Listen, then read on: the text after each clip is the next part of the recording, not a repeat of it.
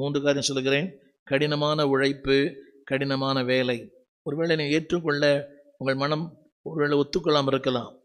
கடினமான உழைப்பும், கடினமான ஜெபமும், கடினமான தேவனோடு இருக்கிற அந்த உறவும் நிச்சயம் உங்களுக்கு மிகுந்த வரத்தை தரும். திரும்ப திரும்ப சொல்லுகிறேன். நீங்கள் நினைக்கலாம், நான் ரொம்ப ஜெபம் பண்ணுறேன், ரொம்ப ஊழியம் செய்கிறேன், ரொம்ப ஆண்டு நெருங்கி இருக்கிறேன். நிச்சயம் சொல்லுகிறேன், கவனியுங்கள்.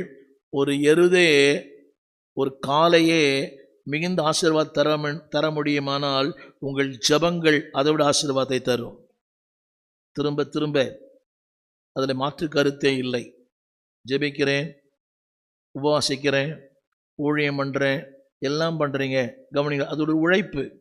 எருது என்று சொல்லும்போது கடின உழைப்பு, அதை போடுறீங்களா? கடினமான வேலை.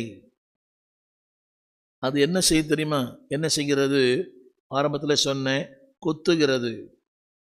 கொத்துகிறது, வாழ்க்கையை புரட்டி போடுகிறது. அந்த போட்டிருக்கிறீங்க, பார்த்துருக்கிறீங்களா? அந்த அந்த எருதுக்கும் மண்ணுக்கு இடையே இருக்கிற அந்த ஒரு பலகை, அது என்ன பண்ணுதுன்னா, கீழ் மண்ணை மேலாக்குகிறது, மேல் மண்ணை கீழாக்குறது. நான் சொல்கிற அந்த கருத்து என்னவென்றால், உங்கள் ஜெபங்கள், உங்களுடைய உபவாசங்கள், அந்த உங்களை அந்த சுய பரிசோதனை, என்னை ஆராய்ந்து பார்ப்பது, நான் யார், என் நிலைமை என்ன. கொஞ்ச நேரத்துக்கு முன்னாடி சொன்ன யோவான் 1:5, நான் தேவனால் அனுப்பப்பட்டவன், என்னை தேவன் அனுப்பினாரே, அதற்கு ஒரு நோக்கம் இருக்கிறது.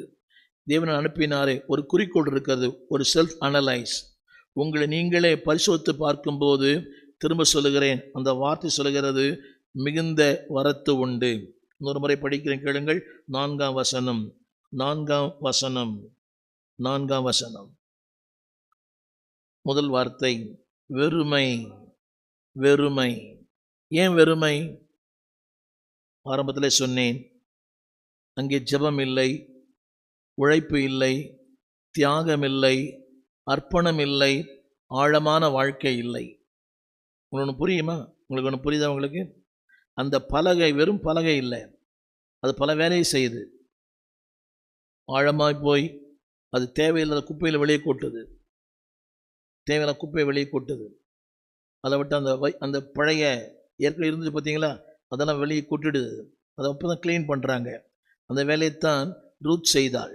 இப்போ நான் சொல்ல வந்த கருத்து என்னவென்றால், உங்கள் களஞ்சியங்கள் வெறுமையாக இருப்பதும், உங்கள் களஞ்சியங்கள் ஆஸ்வாக இருப்பதும் 4 காரியங்கள். திரையிலே பாருங்கள். கடினமான உழைப்பு, சொல்லுங்களேன். பராமரிப்பு, துப்புரவு, உழைப்பு. போன வாரம் போட்டோம். பராமரிப்பு, 2வது துப்புரவு, 3வது உழைப்பு,